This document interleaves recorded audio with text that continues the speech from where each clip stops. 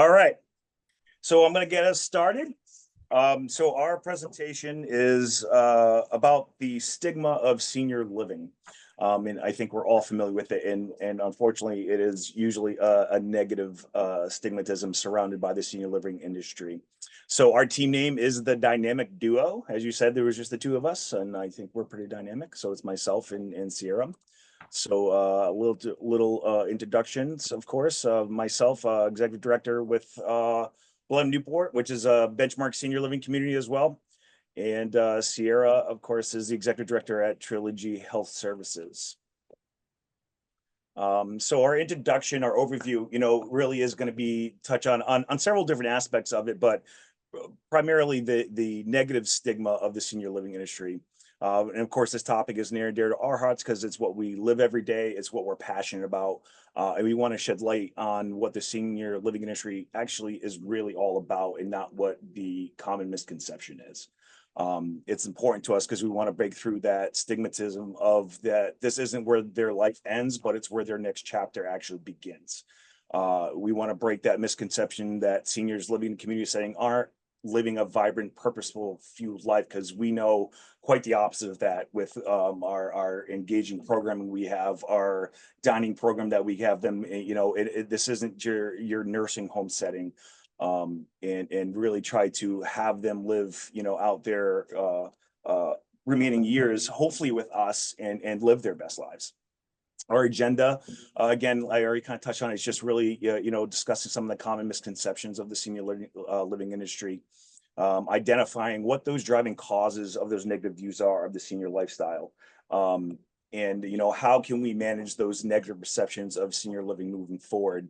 And we believe that one of the biggest things to help curtail that is driving that change with strategic communication and marketing. I am going to touch a little bit on in the presentation.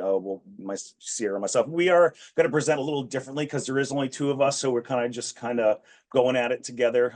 We'll play tag. She's at here and there, but we will touch on the baby boomers and that silver wave, as you call it, the tsunami, because I think the expected growth, which is we'll see in the slide in the future here, is really pushing to the forefront. It's making it more common, and as that huge population of people are starting to get to that age and then have just recently done this with their parents, they're a lot more knowledgeable about the setting, about and about the available options. Many years ago, this was just under the umbrella of it's a nursing home. Everyone's just a nursing home. But in the reality of it, there are many different types of senior living facilities that have a wide variety of things available to them. Correct. So, defining the problem, again, it's ageism in that negative stereotype. Studies have shown that over 80% of adults aged 50 to 80 internalize ageism and negative stereotypes about seniors. The analysis conducted in 2023 by the International Council on Active Aging shows a discrepancy between how prospective residents perceive senior living communities versus the community's own opinion of themselves. Why most adults age 40 and up consider senior living facilities as old and depressing and boring. Why the other spectrum, 70% of the staff that are working in those facilities state that they think their facilities are positive, fun, healthy, entertaining, and vibrant places for seniors to be able to age in place. The disconnect is the key to overcoming that negative perception about senior living.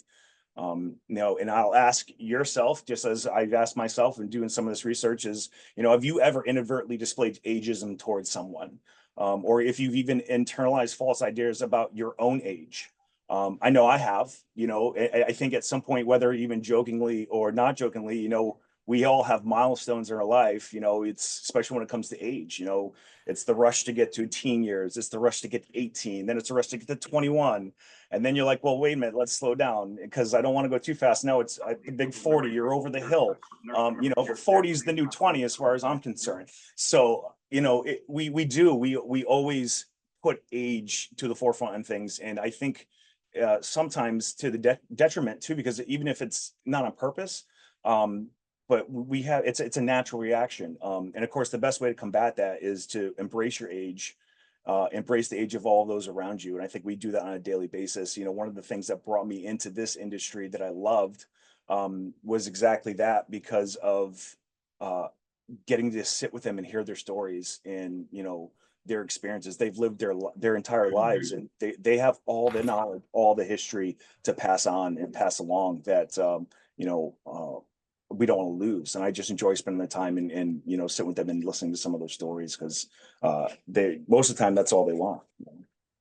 And I think I kind of you know touched a little bit too about defining the problem of ageism, and what's one of the driving causes of why there's always been that negative stereotype. I think originally it was uh, that loss of independence, right? Especially I can tell you from the generation of my grandparents and how they felt. They never wanted to go to any kind of facility. They wanted to stay in their home, age in place, and the place where they raised their families. And I have a graph here that kind of touches on what seniors fear the most. And it was kind of eye-opening to me a little bit that 26% of them showed that their greatest fear was the loss of independence. Um, and then second highest fear to them was at 13% was the loss, was going into a facility or a nursing home. And I thought it was very surprising that only 3% of them uh, really had the fear of death. I think that was pretty eye-opening to me, to realize that they are more afraid of losing that independence rather than dying. They would rather die essentially than lose that feeling of independence. And so that's definitely something I know that we try to do every day, is to give them that dignity that they still have. That because it's what drives, and we know it gets tough with certain conversations with our loved ones and the people that we live with. But they have that right, and obviously the statistics back it up. It was just really surprising when I saw that. So I'm going to now kind of turn it over to my partner Sierra here, and she's going to kind of touch on some of the determining. Thank you. Chris, if you don't mind, will you move the slides for me since you're sharing the screen? Absolutely. You got it. Thank you. So the mindset of our senior population has just to simply been to age in place at home rather than going to a nursing home, right? So a lot of our seniors, matter of fact, 89% of those seniors, they want to age in place. They want to stay home where they've raised their children, raised their families. Maybe they've got accommodations in their home to make it smoother for them, but they want to grow old without having to move their homes because of this negative stigmatisms that's out in the community, or out in the world, I should say, about going and living into a nursing home. So the importance of living independently, like Chris explained, is overall the huge factor in determining cause as to why seniors are not so easily moved into nursing homes these days, right? They do not want to lose their independence. They hear, if I move into a nursing home, then that's the end for me, right? That's where I land.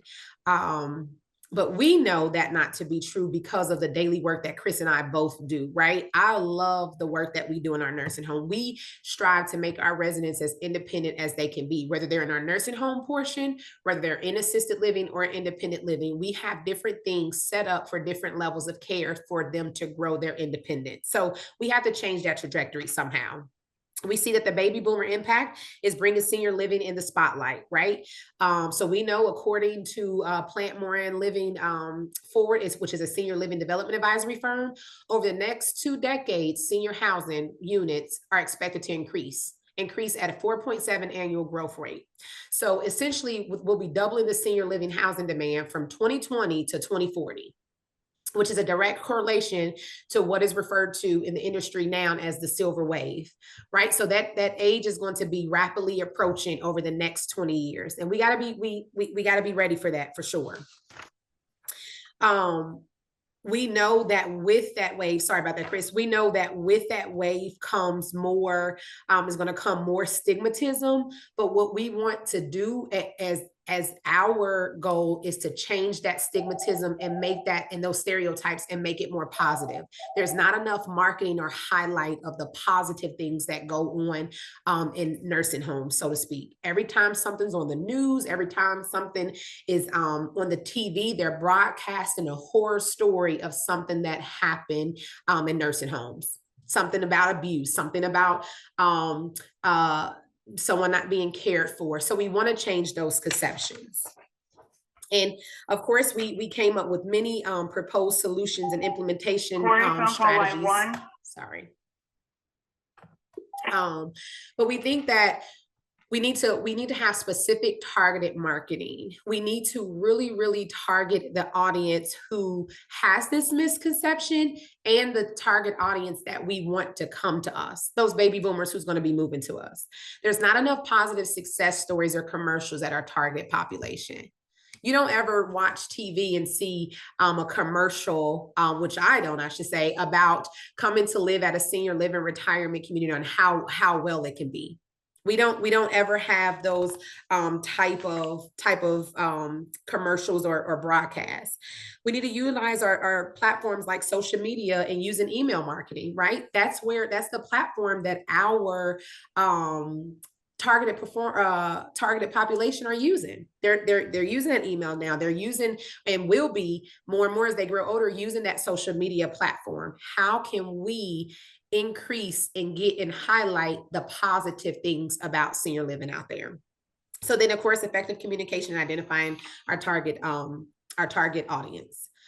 So if we're going to play a short video, and Chris, I'm ready when you are. We're going to play a short video about senior living marketing.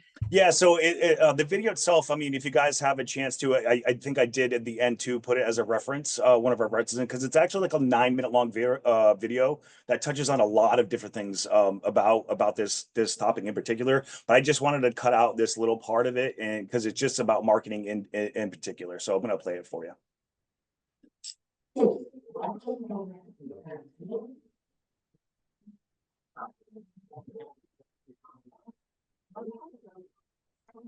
Chris, I'm having a difficult time hearing the video. Okay. Let me see. Turn it up at all.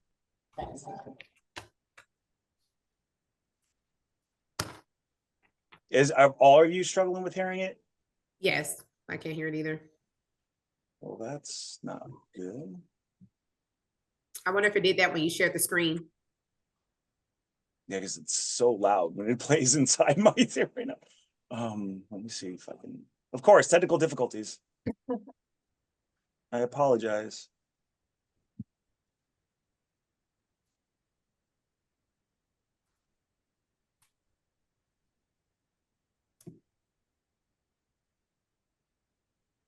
We can always refer to it at the end so they can go to it. Yeah, I don't want to hold everyone up. I apologize. I don't, because everything seems to be connected correctly. So I think that when you share your screen, what I'm seeing is that there should be like a right panel that opens up that allows you to share sound. There should be a checkbox that you can click to share sound. If you want to we could give it a quick shot, and if it doesn't work, we can move on. okay. So if you stop sharing your screen and then reshare. Yeah. Oh, share sound. All right. Let's see if that works. Try again. Marketing programs for retirement communities can be a great way to provide structure and track your return on investment. Without the right marketing strategy, you don't know where expenses are going or how successful an advertisement campaign has been. Marketing initiatives should include a targeted mailing list, a newsletter with articles about senior lifestyle topics such as diet, health. This allows residents who might not read other types of publications get access without them having to take another reading opportunity away from your advertising efforts. An online presence includes blogs dedicated to older adults' needs, senior care topics, and social media channels tailored toward those, let's say, 50 years old or plus. Make sure to use Facebook groups, LinkedIn, and Twitter, and all the various social media platforms. Brand ambassadors are individuals who represent your organization and promote its products or services on behalf of their communities. Testimonial videos provide an opportunity for residents in the local area to see what life would be like living in your community. Online reviews also attract new clients because people want local recommendations. Don't forget this factor when asking them about posting online feedback. When it comes to marketing, the best way is often through a personal touch. Your residents are the best marketing tools you have, and this can be proven by their ability to refer friends or family members. Residents create social proof through word-of-mouth referrals that will bring potential residents into your community before they even visit. Create an engaging resident referral program today, so when someone talks about how great your community is, whether it's on Facebook, Twitter, LinkedIn, everyone will know what kind of service that you offer them. Though it's true that baby boomers are slowly changing their internet habits, they still rely heavily on traditional marketing channels. Pamphlets and advertisement have proven to be effective for reaching this generation in the past, so don't forget to use this method as well. 3, build. All right, so that was just that little bit there we wanted to capture about the specifics of, I mean, again, it's a really good video. If you guys have time to, definitely go back and check it out. But for the sake of time, I didn't want to play the whole video, but it really touched on a lot of those things. And again, one of the things I know that me and Sarah talk about that we really love to take it is that I think goes unnoticed a lot, that they mentioned at the end there, is using your residents as a key way to break that stigmatism, because they're living in the community. They're the ones living it every day and love it every day, and use them as marketing tools as well. Those real life testimonials are going to help us, right? They're going to help us to break through the negative stereotypes. They're going to help us to educate about the many different levels of senior living based on the individual needs as well. Just like Chris mentioned earlier, right? Everyone combines nursing home as one level of care. There's many different multiple levels of care. And therefore, we specialize and make sure that we're doing individualized care plans and needs for that. And then sharing those success stories with current residents in senior living, just like Chris just mentioned on the video, getting those residents. We do it currently for our senior living, right? But our one senior living is not going to take over the entire world or the entire audience that we want to make sure that we break this stigmatism for. So we need more of that. We need more real life testimonials. We need more real life resident ambassadors to help us through that. We know that our objectives are going to be finding the root cause of why society believes negative stereotypes in senior living. It has been such a worldwide thing for so many years that I don't know if anyone's ever given it enough time or detailed information to break that stigmatism. We know that as our baby boomers are going in or needing that more care, their kids aren't too much, they're still working, they're still raising their family, so they're not going to be home to care for their older adult parents. So more and more and more, the baby boomers will be coming to senior living lifestyle, and we want to break that negative stigma to get them to know that it's not all bad. And making sure that we customize and target communication with prospective residents, right? Making sure, again, we have that appropriate target. If we know who do we know that's going to be moving in the next 10 to 15 to 20 years, we need to make sure that we're targeting that actual prospective residents, right? Let's not do it for the residents who maybe who are not going to be moving into a nursing home, who has their shelf life now maybe is 5 to 10 more years at home and they have no need for it. You want to make sure that we're getting to the right prospective residents, and then building that trust and long-term relationships. Pre-planning is going to be very, very important, that Chris and I discussed, right? Not just coming and not just hearing about the good of the nursing homes when it's time or when they're in the need of it, but building those long-standing relationships. Pre-planning. We plan for 401k, we plan for retirement, but we never plan for what our life looks like when we're no longer to stay at home independently, right? Having those things built in. Our job does a great job, right, with doing our resources and benefits for things outside of our control. Why don't we add that? Why don't we add what end of life looks like? And not end of life to come to die, but what does that look like when we're 80, 90 plus, and, just taking care of a big home is no longer, we're no longer able to do that. So Again, we're diminishing the negative perceptions of senior living while improving the reputation and overall success. We want to make sure that we're educating and advocating. We want transparency, right? There are some horror stories where you have different inner city buildings compared to your suburb buildings where you may hear some horrible things, but that's not all. So let's be transparent and let's advise them to what else is out there. And then innovation, right? How can we be innovative? How can we, again, we really clued in on that pre-planning. We really think pre-planning at our age for what it looks like. And I told Chris, if I can afford it, I want to come here when I get older. Like, let me plan to come where I work, because I would love to have 3 meals of fine dining a day, life enriching activities. They have happy hour, full bar happy hour every day. I can't partake in it as the ED, but I love to be a resident to partake in it. So those things, just those things, right? And then the resources that we're going to need, which is going to be very, very important, is going to be, again, identifying that correct audience, market valuable information to debunk the negative stereotypes, and then implement ambassadors. We're going to need those real life testimonials across the world to get that message out of why it's okay and great to live in a nursing home.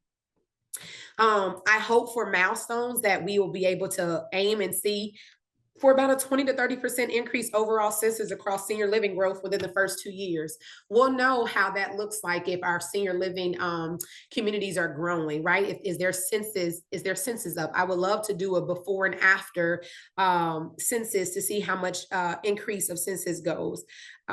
Record personal success stories from individual communities so seniors can hear firsthand experience about living fulfilling purpose-filled lives, right? Not all the horror stories like we mentioned before, but really hearing those fulfilling purposeful stories. And then overall improvement of quality of life of seniors. Are those seniors living longer when they're coming to the nursing home as opposed to staying at home independently and not getting the care? People think that socialization is not important with care. It is just as important, because if you are isolated and you are not getting that socialization that you need, you tend to not have that quality of life that's needed. So here we are in conclusion, right? You want to take on that, Chris? Sure thing. All right. Conclusion again. We touched on a lot of different things, and I really feel we're really just brushing the surface on this particular subject, because it really it's so broad, right? And unfortunately it's always the negative stereotypes that we hear about, and not the success stories. So during our presentation, Sierra and myself, we touched on many different negative stereotypes in the senior living industry. Diminishing the negative perception takes an approach built around education, transparency, innovation, and effective targeted marketing. I think that innovation too, like that short video clip, they hit on all of those things. And again, being innovative because of that baby boomer generation. Yes, they are still a little bit old school, but they are also starting to really, embrace technology, which at the same time we have to as well, because senior living's changing. Teresa even touched on it when she was doing her presentation about going to an electronic medical health records system, which changes everything. It changes it for us, and it changes it for the resident too, because now they're going to have to be a little bit more involved with technology, because they're going to be doing things on tablets and computers and stuff, even with us and their day-to-day life. So I think being innovative and try to get ahead of that curve, so we know how to effectively communicate with our residents and that target audience that we're trying to find is paramount in how we get through the negative stereotype.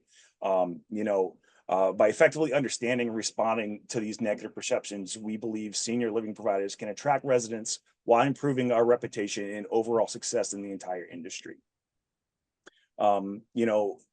We know that this isn't just important to Sierra and myself. It's important to everyone in the industry. It's more than just a job for all of us. It's one of Benchmark's core values, as my 3 counterparts can attest to. We want to connect with the residents. We want to meet them where they are. Show them that we are more than those negative stereotypes that they have been led to believe for all those years. That we are all called to care. To end, just a couple of thoughts. a takeaway. I'll let Sierra touch on hers, but I know we both kind of just ended with a quote, which kind of seemed to be going theme there from our predecessors, which is good.